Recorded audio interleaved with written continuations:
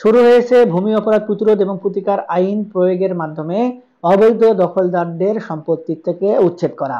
কোন কোন সম্পত্তি উচ্ছেদ হচ্ছে এবং কোন কোন ভূমি মালিক সম্পত্তি থেকে বিতাড়িত হচ্ছেন, আজকের এই ভিডিওটিতে সেই সকল বিষয় নিয়ে বিস্তারিত আলোচনা করব। সুপ্রিয় ভিউয়ার্স, ভিডিওটি দেখার পর যদি ভালো লেগে থাকে, আরও কোনো ভিডিও দেখার আগ্রহ জন্মায়, তাহলে আমাদের চ্যানেলটি সাবস্ক্রাইব করে রাখতে পারেন। আর যদি আপনি নিয়মিত আমাদের ভিডিওগুলো দেখে থাকেন, তাহলে বরাবরের মতো লাইক, কমেন্ট, শেয়ার করে আমাদেরকে অনুপ্রেরণা দিবেন। দীর্ঘদিন ধরে বলা হচ্ছে যে ভূমি অপরাধ প্রতিরোধ এবং প্রতিকার আইন এমনভাবে তৈরি করা হচ্ছে, সেই আইনটি পাশ হয়ে গেলে 7 শ্রেণীর জমির মালিক তাদের জমির মালিকানা হারিয়ে ফেলবেন এবং ভূমি মন্ত্রণালয় থেকে এই বিষয়ে একটি সময় পদক্ষেপ গ্রহণ করা হবে এবং অনেকেই তাদের সম্পত্তির মালিকানা বুঝে পাবেন এবং অনেক ব্যক্তি দীর্ঘদিন ধরে সম্পত্তির ভোগ দখল করার ফলেও তাদের সম্পত্তি ছাড়তে হবে। এই সকল সম্পত্তির মধ্যে সর্বাধিক গুরুত্ব সহকারে যে সকল সম্পত্তি এখন সরকার দেখছে, সেগুলো হচ্ছে সরকারি কোনো প্রতিষ্ঠানের খাস সম্পত্তি, সরকারি মালিকানাধীন কোনো খাস সম্পত্তি। দেখা যাচ্ছে যে দীর্ঘদিন একটি রাজনৈতিক দল ক্ষমতায় থাকার কারণে সেই দলের যে নেতাকর্মীরা রয়েছে তারা ক্ষমতা প্রয়োগ করে সরকারি বিভিন্ন সংস্থার সম্পত্তি ভোগ দখল করেছিলেন, ব্যবসা প্রতিষ্ঠান করেছিলেন। আবার অনেকেই সেই সকল সম্পত্তি মালিকানা প্রতিষ্ঠিত করে ভুয়া দলিল তৈরি করে অন্য কোনো ব্যক্তির কাছে বিক্রয় করে দিয়েছেন। এখন এই ধরনের যে সকল সম্পত্তি রয়েছে, সেই সকল সম্পত্তি যার কাছে থাকুক না কেন, তারা যদি নির্দিষ্ট করে লিজের মেয়াদ না দেখাতে পারে, সঠিক পদ্ধতিতে তারা যে সম্পত্তিগুলো লিজ নিয়েছিল এই ডকুমেন্ট তাদের কাছে না থাকে, তাহলে তাদেরকে সম্পত্তিগুলো ছেড়ে দিতে হবে। এবং যদি কোনো ব্যক্তি প্রতারিত হয়ে সেই সকল সম্পত্তি ক্রয় করে, তাহলেও তাদেরকে সেই সকল সম্পত্তির ভোগ দখল ছেড়ে দিতে হবে।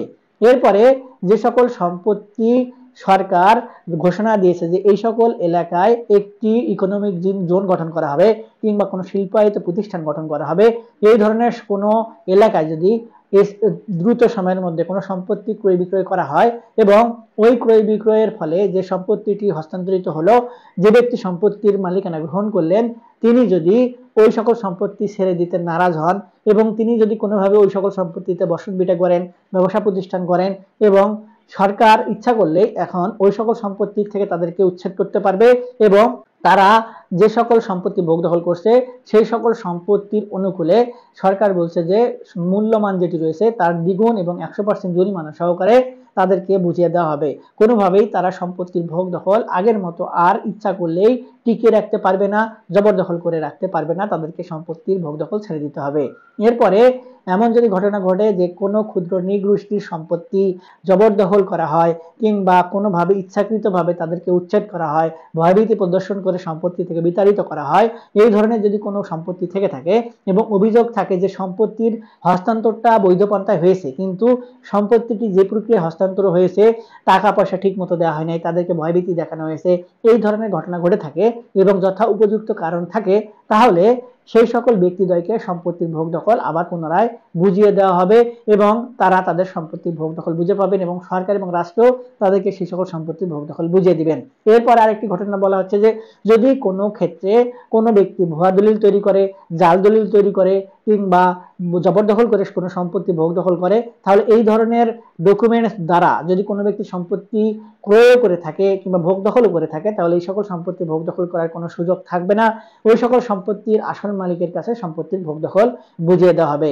এরপরে যদি কোনো ব্যক্তি ওয়ারিশান সম্পত্তি জবরদখল করে রাখে এবং অন্য ওয়ারিশদেরকে সম্পত্তি দিতে না চায় কিংবা তাদেরকে সঙ্গে নিয়ে ঠিক মতো ভাগ বন্টন না করে নিজেই তাদের ওয়ারিশান অংশের অতিরিক্ত সম্পত্তি ভোগ দখল করে, তাহলে তিনি যে ওয়ারিশান অংশের অতিরিক্ত সম্পত্তি ভোগ দখল করছেন এই কারণে তাকে শাস্তির আওতায় নিয়ে আসা হবে এবং অন্য যে সকল ওয়ারিশ বঞ্চিত রয়েছেন কিংবা এতদিন ধরে যারা বঞ্চিত রয়েছিলেন, অর্থাৎ 1 যুগ 2 যুগ আগেও যদি এই ধরনের ঘটনা ঘটে, কোনো ভাইকে বঞ্চিত করা হয়, কোনো বোনকে বঞ্চিত করা হয় এবং তার সম্পত্তিগুলো তিনি যদি বিক্রয় করে ফেলেন, তাহলে বর্তমানে তিনি যেটুকু সম্পত্তি ভোগ দখল করছেন ওইটুকু সম্পত্তি থেকে তারা যাদেরকে বঞ্চিত করেছেন সেই বঞ্চিত ওয়ারিশদেরকে ভোগ দখল বুঝিয়ে দেওয়া হবে।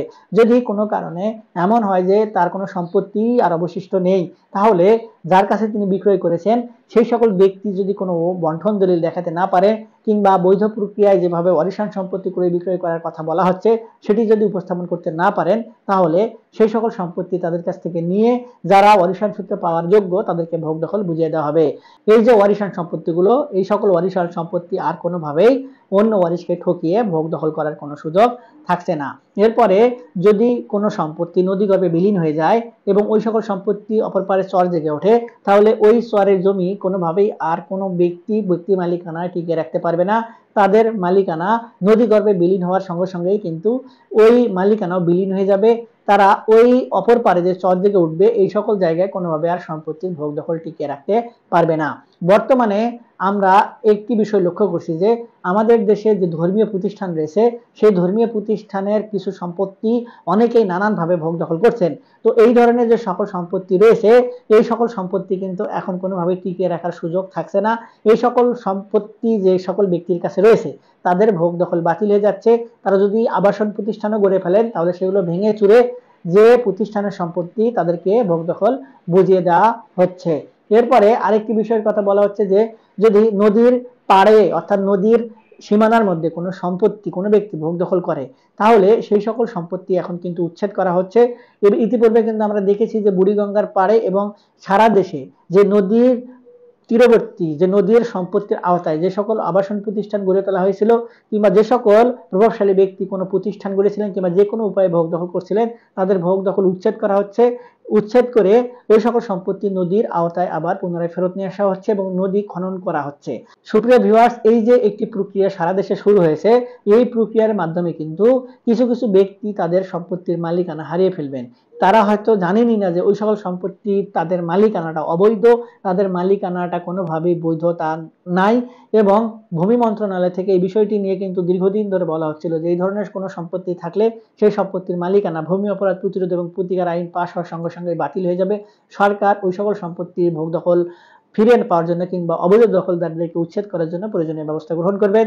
তারই পরিপ্রেক্ষিতে এখন কিন্তু সারা দেশে নির্বাহী ম্যাজিস্ট্রেট কিংবা ডিসি অফিসের দ্বারা এই সকল সম্পত্তির ভোগ দখল উচ্ছেদ কিন্তু শুরু হয়েছে এবং আমরা কিন্তু ইতিমধ্যে সোশ্যাল মিডিয়া থেকে শুরু করে সামাজিক যোগাযোগ মাধ্যম এবং পেপার পত্রিকা টেলিভিশনে এই বিষয়গুলো সম্পর্কে একটু হলেও অবগত হচ্ছি। সুপ্রিয় ভিউয়ার্স, আশা করি ভিডিওর বিষয়বস্তু বুঝতে পেরেছেন। আর যদি এই ধরনের করা কোনো সম্পত্তি থেকে থাকে তাহলে সেই সকল সম্পত্তিতে যদি আপনাদের বৈধ ডকুমেন্ট তৈরি করার জন্য কিংবা বৈধ ডকুমেন্ট তৈরি করার কোনো ওয়ে থাকে তাহলে সেই ডকুমেন্টগুলো তৈরি করে রাখুন। যদি কোনো তৈরি করার সুযোগ না থাকে সম্পত্তি ছেড়ে দেওয়ার মন মানসিকতা তৈরি করুন। আশা করি পরবর্তীতে আর কোনো ঝামেলার মধ্যে পড়তে হবে না। না হলে আইন প্রয়োগকারী সংস্থা কিন্তু সঙ্গে সঙ্গে আপনাকে আইনের আওতায় নিয়ে আসতে পারেন। আর এই সংক্রান্ত বিষয় নিয়ে যদি আপনাদের আরো কোনো কিছু জানার থাকে কিংবা বোঝার থাকে একজন ভালো আইনজীবীর সঙ্গে পরামর্শ গ্রহণ করবেন কিংবা আমাদের থেকে কোনো কিছু জানতে চাইলে ভিডিওর নিচে কমেন্ট বক্সে রয়েছে সেখানে কমেন্টস করবেন, আমরা আপনাদের সহযোগিতা করার চেষ্টা করব। আজকে এই পর্যন্তই, দেখা হবে সামনে নতুন কোনো ভিডিওতে। ততদিন পর্যন্ত ভালো থাকবেন, ধন্যবাদ।